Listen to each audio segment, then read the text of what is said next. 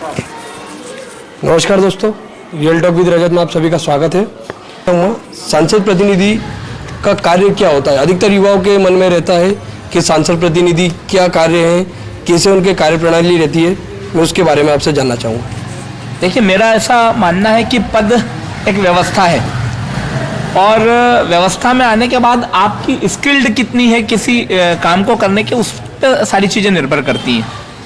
मैं हमेशा एक उदाहरण देता हूं कि माननीय मनमोहन सिंह जी 10 साल देश के प्रधानमंत्री रहे, लेकिन वे कभी अपनी इच्छा से कोई निर्णय नहीं ले पाते थे। इसका उदाहरण है कि एक कानून उन्होंने, उनकी सरकार ने हाउस में पास किया और जब राहुल जी उस कानून के फॉर्मेट को सड़क पे फाड़ते हैं तो दूसरे दिन उनको वो कानून वापस लेना पड़ता है। और दूसरा उदाहरण हमारे सामने बाला साहब ठाकरे का है, जो कभी पार्षद भी नहीं रहे, लेकिन महाराष्ट्र में सरकार किसी की भी हो, उनकी बिना स्वेच्छा और उनकी बिना अनुमति के कोई सरकार वहां काम करने की स्थिति में नहीं रहती थी। तो ये पद का नहीं, ये आपके कार्यों का प्रताप होता है, आपके कार्यों का प्रभाव होता है कि आप किसी काम को किस तरह से करते हो।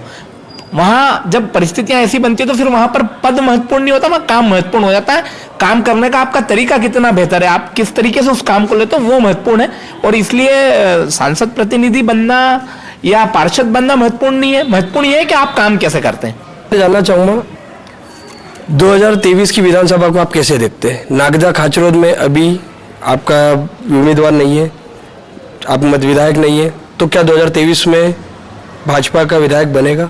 निश्चित 2023 का चुनाव भारतीय जनता पार्टी ही इस विधानसभा से जीतने वाली है, क्योंकि हमारी पार्टी और हमारे सारे कार्यकर्ता बहुत ताकत के साथ मेहनत कर रहे हैं। जबकि विपक्ष का काम अगर आप देखोगे तो ग्राउंड जीरो पर उनका काम बिल्कुल जीरो है।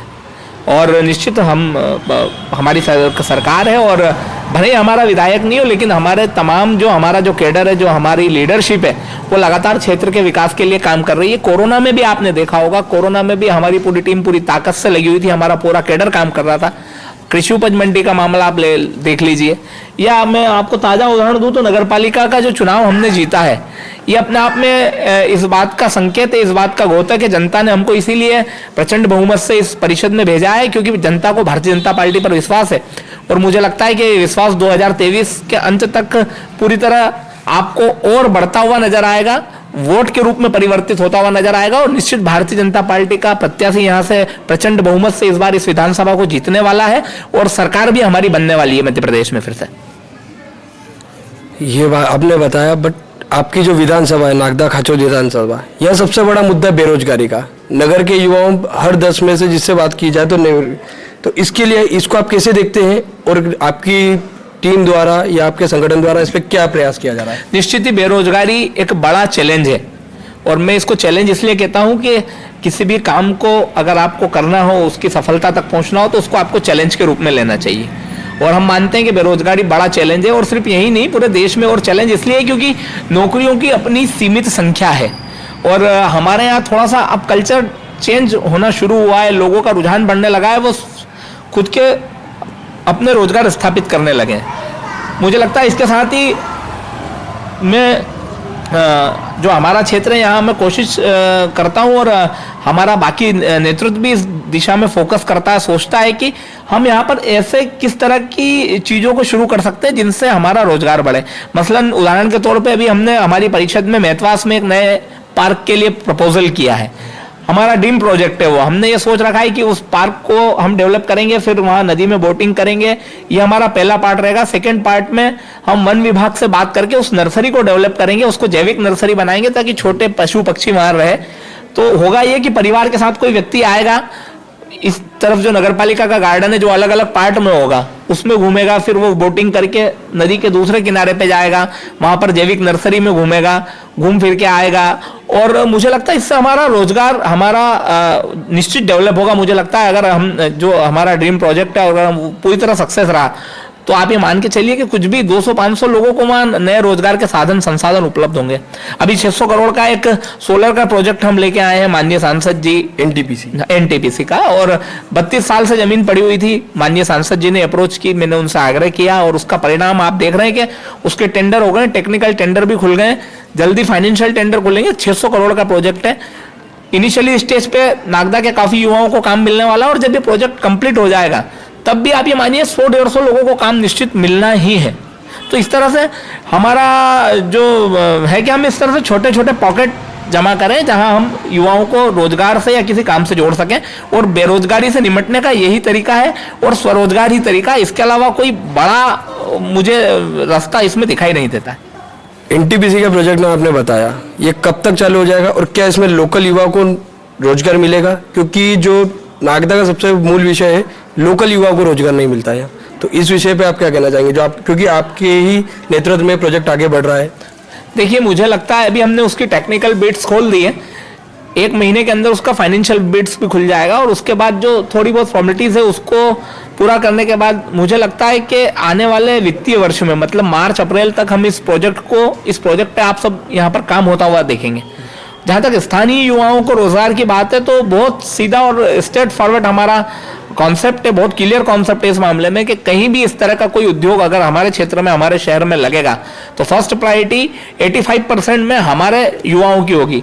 15% की जो हमने एक गुंजाइश छोड़ी, वो इसलिए छोड़ी कि कोई इस तरह का टेक्निकल हैंड या इस तरह की कोई व्यवस्था जिसमें हमारे यहाँ का युवा अगर उस खाके में फिट नहीं बैठ पा रहा है तो आप उसको बाहर से ला सकते हैं। अदरवाइज 85% तो हमारे स्थानीय युवाओं को आपको अवसर देना ही पड़ेगा। ये सारी जगह हम इस फार्मूले को लागू कराने वाले हैं। प्रकाश जी, आपने बताया 2019 में आप मई-जून में संसद प्रतिनिधि बन गए थे। मैं जानना चाहूँगा और समस्त क्षेत्र जानना चाहेगा, 2022 में अभी तक आपके सबसे बड़ा कौन से प्रोजेक्ट पे आपका वर्क हुआ है? देखिए, अगर मैं माननीय सांसद जी के माध्यम से किए हुए कार्यों को अगर गिनाऊंगा तो मुझे लगता है कि इंटरव्यू का समय कम पड़ेगा, लेकिन मैं कुछ चुनिंदा काम आपको बताना चाहता हूं। जैसे मैंने बताया, एनटीपीसी का प्रोजेक्ट जो 600 करोड़ का प्रोजेक्ट है, ये अपने आप में बड़ा प्रोजेक्ट है इस क्षेत्र का। 100 मेगावाट बिजली का उत्पादन हम यहाँ करने वाले हैं। इससे इतनी बिजली पैदा होगी कि इस पूरी विधानसभा में जितनी जरूरत है उतनी बिजली हम यहीं पैदा कर लेंगे। तो ये देश के लिए भी एक ग्रीन एनर्जी की तरफ जो हमारा देश बढ़ रहा है उसमें भी एक हमारा बड़ा कंट्रीब्यूशन होगा। दूसरा काम, हम यहाँ एफएम को भी इस्टेब्लिश करने वाले हैं। मुझे लगता है मार्च तक एफएम के गाने भी हमारे शहर के लोगों को सुनने को मिल जाएंगे। एफएम से बड़ा लाभ हमको ये होगा कि एक मनोरंजन का साधन तो होगा ही, साथ में हम ये पहला पार्ट हो गया, और दूसरा पार्ट में हम चाह रहे हैं कि उज्जैन में उसका प्रोडक्शन हाउस बन जाए। उज्जैन में अगर प्रोडक्शन हाउस बनता तो उज्जैन के युवा और साथ में हमारे नागदा में चूंकि बहुत टैलेंट है इस मामले में, तो मुझे लगता है अगर प्रोडक्शन हाउस वहाँ बनता है तो नागदा के युवाओं को वहाँ भी काम करने का अवसर मिलेगा। तीसरा, आपको पता है प्रकाश नगर के किनारे लगभग एक, जिस वार्ड से मैं पार्षद हूँ, यहाँ करीब आधा किलोमीटर की एक जमीन रेलवे की पड़ी हुई थी और जिसपे रेलवे दीवार खड़ी करने वाला था। मान्यवर सांसद श्री अनिल फिरोजिया जी के मार्गदर्शन में 3 साल पहले हमने इस जमीन को लेने के लिए काम शुरू किया था। अलग अलग ट्रैक पे हमने काम किया, लेकिन अंतोगत्वा 3 साल में हमको सफलता मिल गई है। अभी 2 दिन पहले ही रेलवे ने इस जमीन को हमको देने का निश्चय कर लिया है। नगरपालिका और रेलवे के बीच में एक एमओयू साइन हो गया है। मुझे लगता है ये नागदा शहर के इतिहास में पहली बार इस तरह का कोई काम हुआ है जब किसी जनप्रतिनिधि या किसी लीडर के माध्यम से या किसी लीडर के प्रयास से, उसकी अप्रोच से रेलवे ने मध्य प्रदेश शासन को या स्थानीय गवर्नमेंट को जमीन देने के लिए अपनी हाँ भरी है। तो ये अपने आप में बड़ा अचीवमेंट है, और निश्चित हम जब इस जमीन को भी डेवलप करेंगे तो हमारा जो प्रकाश नगर का इलाका है और जो अप्रोच रोड से लगा दूसरी तरफ का इलाका, ये कॉमर्शियल जोन में तब्दील होने वाले हैं जी। आप ये मान के चलिए कि इससे बड़ा लाभ लोगों को, प्रत्यक्ष लाभ नहीं होगा लेकिन अप्रत्यक्ष रूप से इतना बड़ा लाभ होने वाला है। मान लीजिए आज अगर किसी प्रॉपर्टी की कीमत यहाँ 10 लाख है तो निश्चित ये मानिए कि जब ये पार्क बनकर तैयार होगा तो वो जस्ट इसके डबल होने वाली है। और प्रत्यक्ष फायदा ये होने वाला है कि आप देखते हैं नागदा शहर में भी कई जगह छोटी छोटी चौपाटियां डेवलप हो रही है जी। मुझे लगता है जब ये हमारा पार्क बनकर तैयार हो जाएगा तो इस क्षेत्र में भी एक अच्छी सी चौपाटी, नई चौपाटी यहाँ पर लोगों के मनोरंजन के लिए और भी साजो साधन इस पार्क से जुड़े हुए हिस्से पर दिखने वाले हैं आपको। जो हमारा मध्य प्रदेश सरकार का जो लैंड है वहाँ पर इस तरह के कई आयाम आपको नजर आएंगे। इससे निश्चित शहर का रोजगार भी बढ़ेगा। यह मानना चाहिए बहुत बड़ी उपलब्धि है जो रेलवे गवर्नमेंट चलाए।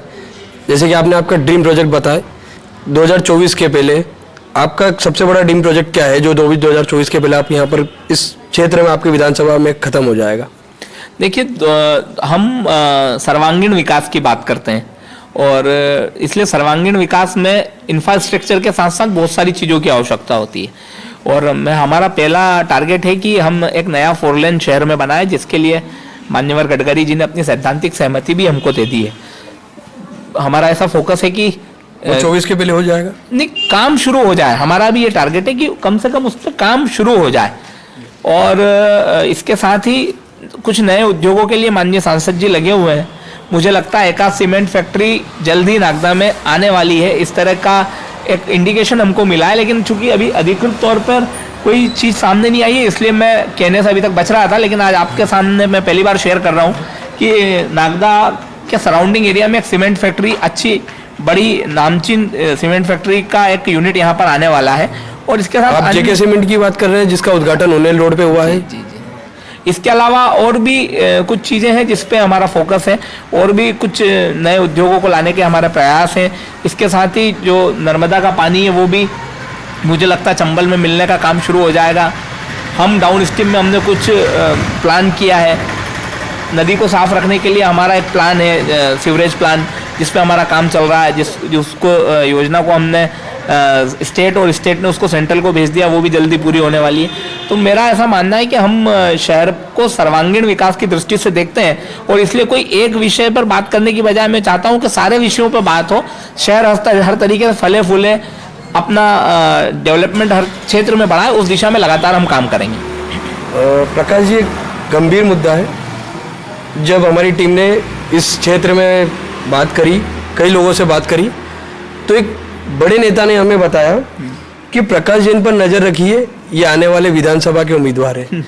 तो क्या आप 2023 विधानसभा का आप अपने आप को उम्मीदवार मानते हैं? देखिए, भारतीय जनता पार्टी में बहुत स्पष्ट है, हमारी पार्टी कैडर बेस्ड पार्टी है, और हमारी नीति निर्धारण समितियां हैं, हमारी स्टेट में समितियां हैं। और पार्टी जब जिसको जो जिम्मेदारी देती है, हमारे पार्टी का हर कार्यकर्ता समय समय पर पार्टी द्वारा दी गई जिम्मेदारियों को पूरा करने का काम करता है। और भारतीय जनता पार्टी का जो सिंबल है कमल का फूल, वही हमारा उम्मीदवार है। टिकट जिसको कहीं ना कहीं तो आपके मन में होगा कि एक हर किसी के मन में रहता है कि मुझे एक लक्ष्य लेके यहाँ तक पहुंचना। तो क्या विधानसभा आप देखते हैं? देखिए, मेरी उम्र अभी काफी कम है और मेरे पास लंबा काम करने का, निश्चित अगर राजनीतिक दल में काम कर रहे हैं तो महत्वाकांक्षा तो है, लेकिन सिर्फ ये महत्वाकांक्षा नहीं है कि किसी एक पद पे पहुंच जाए। महत्वाकांक्षा इस बात की है कि सेवा का अवसर लंबे समय तक जीवन में मिलता रहे, हम लंबे समय तक लोगों की सेवा करते रहे, इस बात की महत्वाकांक्षा है। पार्टी का कैंडिडेट कौन होगा, ये पार्टी के हमारे वरिष्ठ तय करेंगे, हमारा कैडर तय करेगा, और कैडर जिसको टिकट देगा उसके लिए प्राण से जुटकर और विजयश्री का वर्ण करने का काम करेंगे।